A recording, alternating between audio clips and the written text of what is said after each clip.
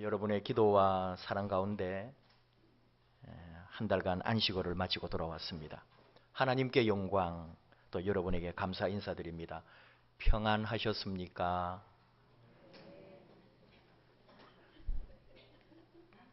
좀 더 있다가 오지. 별로 그렇게 기다리진 않았는데 하는 이 소리네요. 그래도 왔습니다. 어떤 분들은 두세 번 또 이렇게 마주쳤고요. 또 한 달을 만에 지금 처음 뵙는 분들도 많이 계시고 그렇습니다. 안식일을 이렇게 받아서 나서면서 제 마음속을 떠나지 않은 얄궂은 생각이 하나 있었어요. 과거에 간혹 어떤 교회는 담임 목사가 안식년을 마치고 돌아오니까 담임 목사가 바뀌어 있더라. 설마 우리 교회는 그런 일이 없겠지 라는 생각을 하면서 다녔습니다. 교회를 비운 사이에 그 빈자리에 오신 목사님이 간혹 그 교회를 다 움켜쥐는 때가 있더라 이 말이죠. 안식년으로 아예 1년이나 또 몇 개월을 하시는 분들도 있는데 그분들은 이후에 일어날 사태에 대해서 알고 그렇게 하시는지 그런 목사님들 참 대단합니다. 그 한 달 동안에 우리 성도님들 가정에 장례가 있어서 제가 또 몇 번 중간에 왔습니다. 장례 치르신 가정들은 또 저보고 인사를 그렇게 해요. 죄송하다고 이렇게 안식을 하고 잘 쉬고 계신데 일부러 또 장례 때문에 오고 하니까 미안하다 그러지만 저는 중간중간에 또 교회 와서 제 방이 잘 있는지 목양실 누가 방을 바꾸지 않았는지 확인하고 그래서 참 감사했습니다. 마지막에 또 이렇게 한 지금 10여일째 한민여 권사님이 중환자실에 입원하고 있어서 거의 매일 지금 신방을 하고 있어요. 특히 이제 그저께 금요일 밤에 그리고 어젯밤 또 토요일 밤에 오늘 새벽까지 밤을 넘기지 못할 수 있다 이래서 또 밤에 12시에 신방을 하고요. 교회에 1시 돼서 돌아오고 그렇게 지금 보내고 있습니다. 새벽에 6시에 연락 온 게 어제하고 비슷하다 그랬고 지금 이제 또 예배 들어오기 전에 통화를 좀 했더니 의식이 없었는데 또 눈에서 사람을 조금 알아볼 정도로 그래서 또 이렇게 또 하루나 이틀 또 2, 3일도 고비를 넘기지 않겠나 그런 생각을 하고 있습니다. 기계로 또 약물로만 심장을 지금 이렇게 움직이게 하고 있기 때문에 의학적으로는 이미 생명이 끝났다고 의사들이나 간호사들은 말하더라고요. 그러니까 여러분들도 좀 기도해 주시고 마지막 가는 길이 하나님의 은혜 가운데 또 평안하게 주님 품에 안길 수 있도록 기도해 주시면 좋겠습니다. 5월에 안식일을 이렇게 갖다 보니까 가정의 달이 있고요. 그리고 교회 행사도 많은데 나를 좀 잘못 정했구나 그런 생각도 했습니다. 어르신들 나들이에 올해는 꼭 동행을 좀 하고 싶었는데 같이 하지 못해서 죄송하고 아쉬움이 있습니다.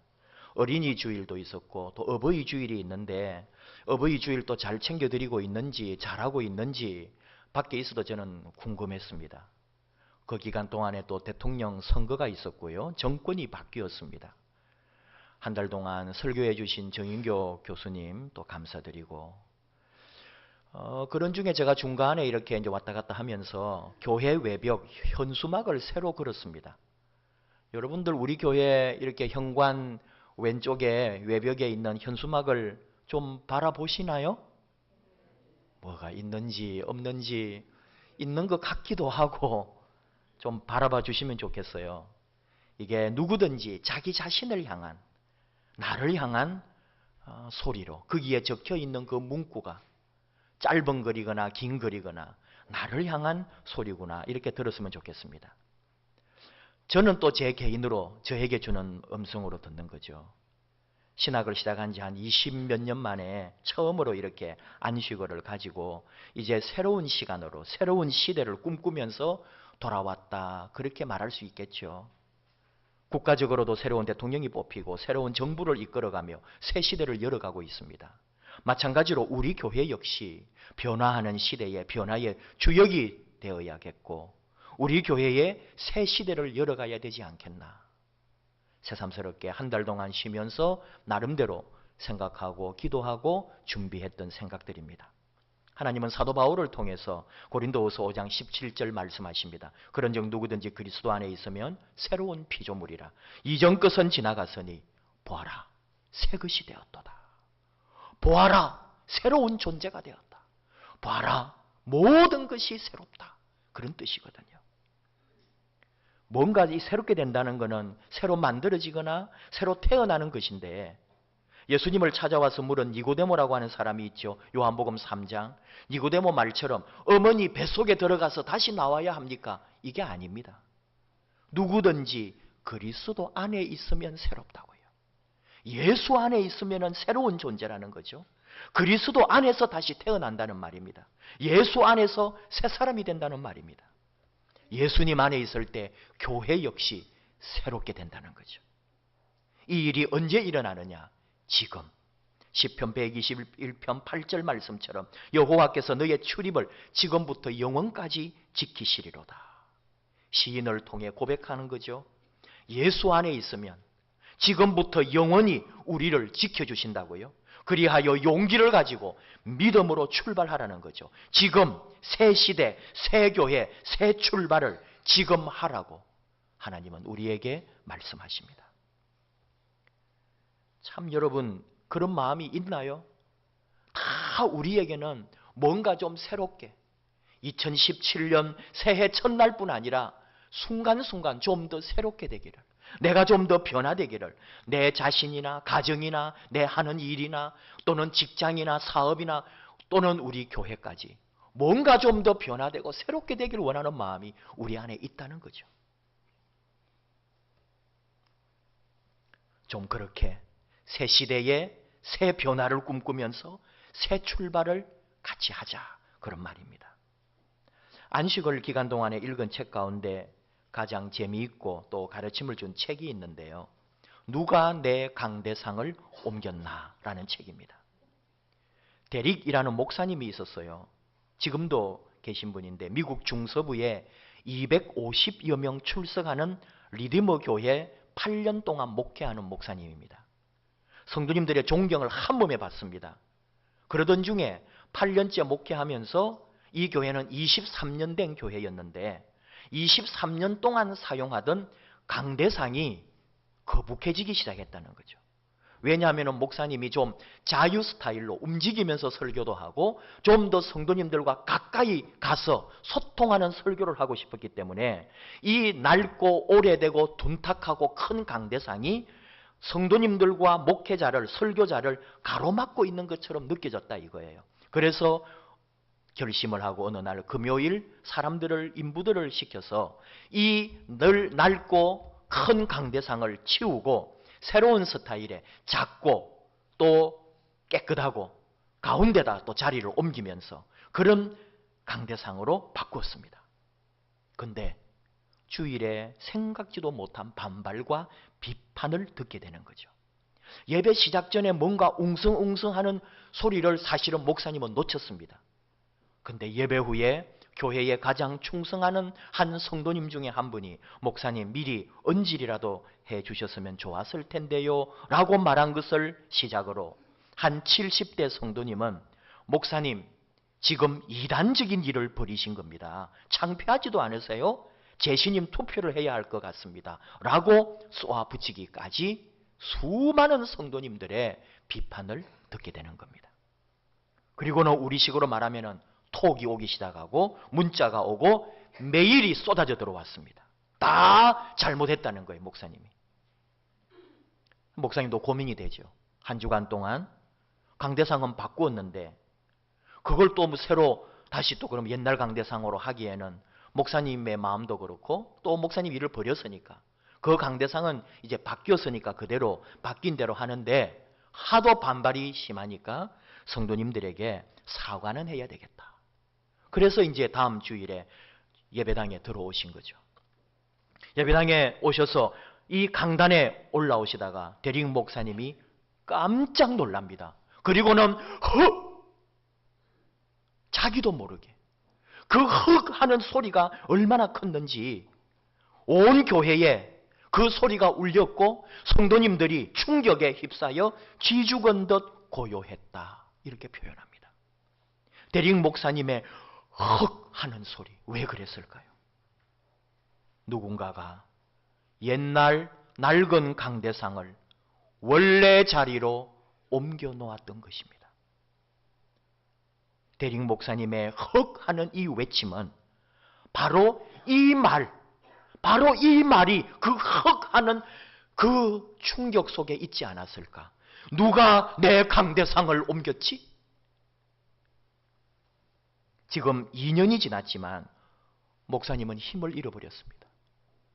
그렇게 교회가 멋지게 성장도 하고 재미있고 행복하고 모두가 목사님을 존경하고 따르던 교회가 하루아침에 목사님을 불신하고 목사님조차도 영적으로 떨어져 버린, 그리고는 성도님들조차도 목사님에게 실망하여 영적 힘을 쓰지 못하는 교회로 바뀌어 버린 거예요. 강대상 하나 옮기는 게 그렇게 큰일인가? 이것이 목회의 본질, 교회의 본질도 아닌데 라고 사소한 일처럼 생각한 게 이렇게 교회의 근원적 뿌리까지 흔들었다는 것을 목사님이 미처 몰랐다는 거죠. 데릭 목사님의 실수가 있었습니다. 거기에다가 또 정말 강대상 하나 바꾸었다고 교회를 들었다 놓았다 하는 요지부동하는 성도님들도 문제다. 바로 이 책은 이것을 지적하는 거죠. 도무지 변화하려고 하지 않는 교회. 누가 내 강대상을 옮겼나? 이 책은 목사와 성도를 위한 책입니다. 책에서 일반적으로 교회에서 경험하게 되는 우리 교회 성도님들의 5가지 범주를 말합니다. 첫째는 현실을 부인하는 성도님들입니다. 교회에 문제가 없다는 거예요. 우리끼리 잘하고 있다는 거예요. 우리 교회 괜찮다는 거죠. 이 정도는 문제가 아닙니다. 변화의 필요성을 전혀 인식하지 못하기 때문에 변화로 이끌어가기 가장 어려운 부류 중에 한 부류입니다. 둘째는 권리의식에 빠진 성도님들이 있습니다. 미국 책이다 보니까 미국식으로 비유를 하는데 교회를 컨트리 클럽 정도로 취급하는 사람들이 있다는 거죠. 내가 회원비를 많이 내면 많이 낼수록 내가 그 혜택을 더 많이 보겠다는 거죠. 교회에서 내가 특권을 더 누려야 한다고 생각하는 사람들이 있다는 거예요. 재정적으로 많이 기여할 때 또는 직분이 높다면 높다 할까요? 나름대로 직분을 가지고 있을 때 권리의식에 빠진 성도님들이 나는 그걸 누려도 된다고 생각하고 내 교회, 심지어 교회의 철학까지, 교회의 스타일까지도 내 식으로 되지 않으면 직성이 풀리지 않는, 그렇게 권리의식에 빠진 성도님들도 있다 하는 말입니다. 자신의 필요를 채우기 위해 교회에 다니는 사람들이라고 말해요. 셋째는 탓하기 좋아하는 성도님들입니다. 모두 다 남의 탓인 거죠. 우리 교회 문제는 어디 있습니까? 목사님에게 있는 거죠. 우리 교회는 누가 문제죠? 장로님들이 문제라는 거죠. 권사님들이, 안수집사님들이, 항존직들이 우리 교회의 문제다. 어느 부서가 문제야, 어느 선교회가 문제야. 그렇게 다 탓을 돌리는 거죠. 넷째는 비판하기 바쁜 성도님들입니다. 남들에게서 문제점을 찾는다는 점에서는 탓하는 성도님과 비슷합니다. 하지만은 목회자를 비롯해서 교회를 이끌어가는 리더나 교회에 열심히 섬기는 일꾼들의 힘을 빼버리게 하고 진을 빼놓는 그런 사람들이 있다는 거죠. 책대로 말하면은 혼자서 독침을 쏘는 것이 아니라 남들까지도 부추겨서 일을 만드는 사람이라는 거예요. 편을 만들고 새를 불리고 변화를 추구할 때 누구보다도 먼저 불평의 소리를 내는 사람들. 까다롭습니다. 심지어 교활하기도 합니다. 그리고 변화의 방해꾼이라고 이 책은 말합니다. 다섯째로 전통이 주는 안정감으로 인해서 전통을 고집하는 성도님들입니다. 그대로 하자는 거죠. 왜 자꾸 바꾸려고 합니까?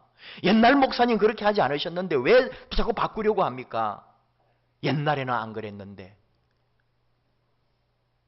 여러분, 이게 미국 교회입니까? 한국 교회입니까? 어쩌면 미국 교회나 한국 교회나 똑같지 않아요? 정말입니다. 똑같습니다. 목사도 문제가 있고 성도도 문제가 있다. 근데 여기서 출발이라는 거죠.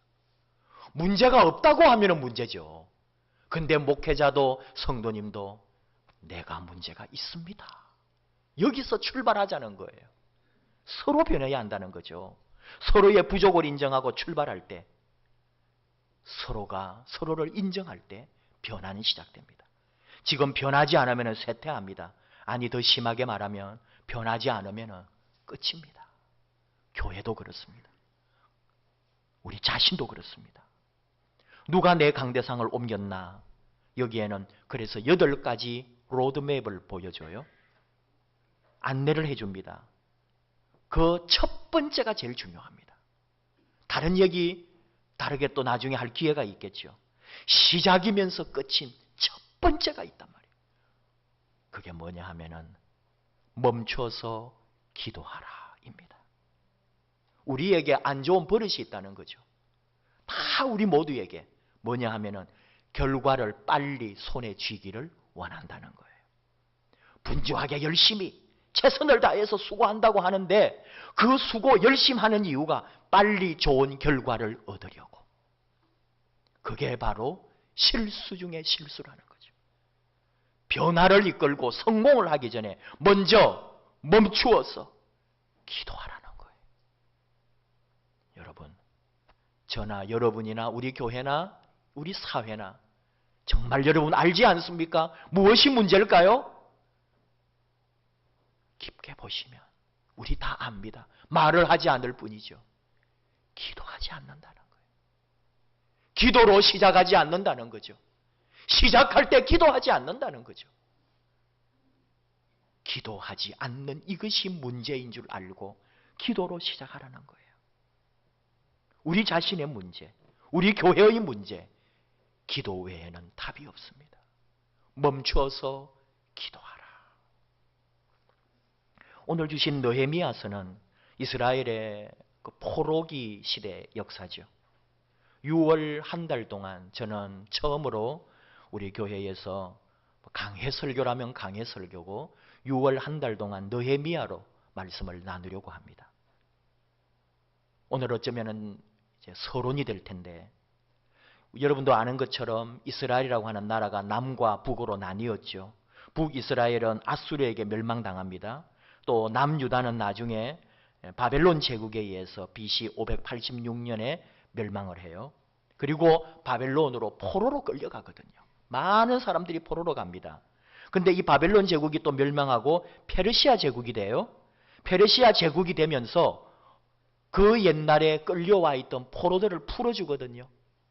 그래서 이스라엘 사람들이, 남유다 사람들이 돌아오게 되잖아요. 여러분 아시는죠? 1차, 2차, 3차에 걸쳐서 포로들이 돌아옵니다. 스룹바벨로 해서 1차, 에스라라고 하는 분과 함께 2차, 그리고 3차에 들어온 팀이 바로 느헤미야를 총독으로 해가지고 들어오는 거예요. 너희들이 포로로 끌려가면 70년 후에 돌아오리라. 예레미야의 예언처럼 정확하게는 약 60년인데 어쨌든 60에서 70년 사이에 1차 포로 귀환이 있고, 그로부터 또 80년 이후에 2차 에스라가 또 데리고 오고, 에스라 이후에 한 15년 후에 느헤미야가 데려오는 거예요.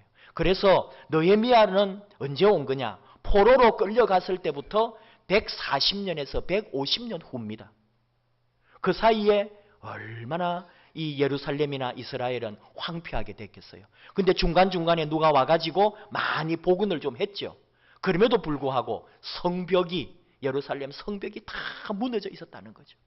그래서 느헤미야가 그거를 고치고 예루살렘을, 성을 수축하려고 총독의 이제 명을 받고 예루살렘에 돌아오게 되는데, 그 전에 있었던 이야기를 하는 거예요. 페르시아 제국에서 왕의 술관원으로 관직에 있으면서 자신의 고향, 부모님들이 살았던 고국의 이야기를 들으면서 오늘 말씀에 내가 울었다는 거예요. 슬퍼서 울고 하나님 앞에 금식하며 기도했다는 거예요. 뭐가 중요한지 아십니까? 150년이 지났어요. 나라 망한 지. 그리고 이런 느헤미야 같은 사람은 거기 페르시아에서, 거기 바벨론에서 자라난 사람이에요. 150년이 지났는데요. 이민 세대 2대, 3세만 되어도 한국에 돌아오고 싶지 않습니다. 그 나라가 더 익숙합니다. 미국에 사는 거 다 그런 거 아니에요? 그런데 이 느헤미야는 자신의 조국, 고국, 우리 부모님의 땅, 하나님의 약속이 있는 그 땅, 거기가 황폐하다는 이야기를 듣고 울며 금식하며 기도하고 준비했다는 거예요. 그리고 새로운 역사를 만들어갑니다. 하나님은 기도하는 사람을 쓰시더라 이거죠. 겸손하게, 그리고 지속적으로, 그리고 구체적으로 기도할 때 하나님이 그 속에 역사하신다는 거죠. 하나님 앞에 엎드릴 때 무엇이 문제냐? 기도하지 않는 우리가 문제입니다. 내 삶에, 내 인생에, 우리 교회에, 어쩌면 이 나라와 민족에 문제는 기도하지 않고 있기 때문에 우리가 기도할 때, 우리가 다시 기도로 엎드릴 때, 우리가 다시 기도로 무장할 때 변화가 일어난다는 거죠. 저는 우리 교회가 기도하는 교회로 거듭나기를 원합니다. 목사부터 장로부터 권사부터 안수집사부터 기도하는 교회로 이끌어 가려고 합니다. 여러분 함께 동참해 주시지 않겠습니까? 형식이 아니고 말이 아니고 기도하지 않으면 안 되는 교회로 우리 교회가 이제 새로운 시대에 새로운 변화를 가지고 새로운 교회를 꿈꾸면서 새롭게 출발하려고 합니다. 느헤미야처럼 가슴을 치고 울며 슬퍼하며 금식하며 하나님 앞에 엎드려 기도하는 교회, 그리고 기도를 통해 모든 것이 변화되는 아름답고 놀라운 역사를 체험하는 저와 여러분 되기를, 우리 교회 되기를 축복합니다. 우리 함께 찬양합시다. 나는 예배자입니다. 가장 기본적인 신앙으로 돌아갑니다. 예배자로, 기도자로, 하나님 앞에 엎드리는 자로, 내가 서 있는 곳 어디에서도 예배하며 기도하며 하나님 앞에 나아가는 우리들 되기를 원합니다.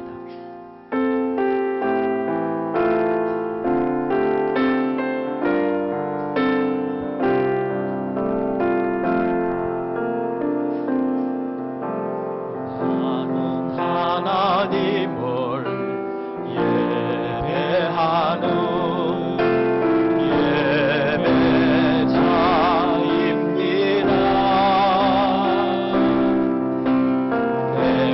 서 있는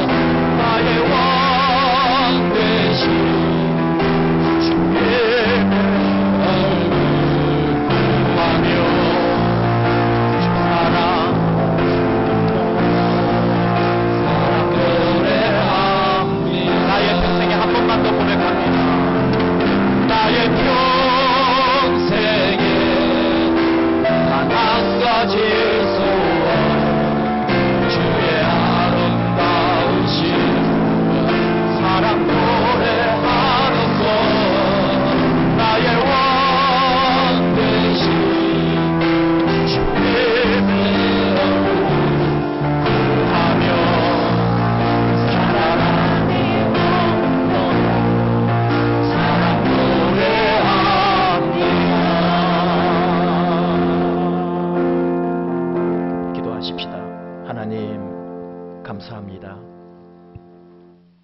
언제나 우리의 믿음의 자리, 신앙의 본질, 교회의 회복, 새롭게 되고 변화되는 길에 서기를 원합니다. 참 예배자로, 참으로 기도하는 종으로 아버지 앞에 서기 원합니다. 무슨 일을 하기 전에 멈춰서 먼저 기도하는 우리가 되기를 원합니다.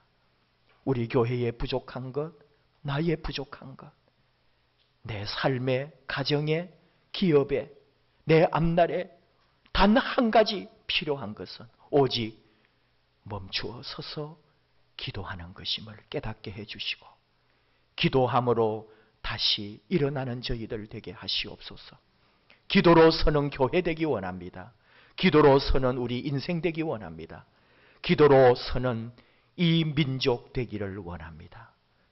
기도할 때 우리를 사용해 주시고, 기도하는 사람을 통하여 역사하시는 하나님, 바로 우리를 통하여, 나를 통하여 일하시옵소서.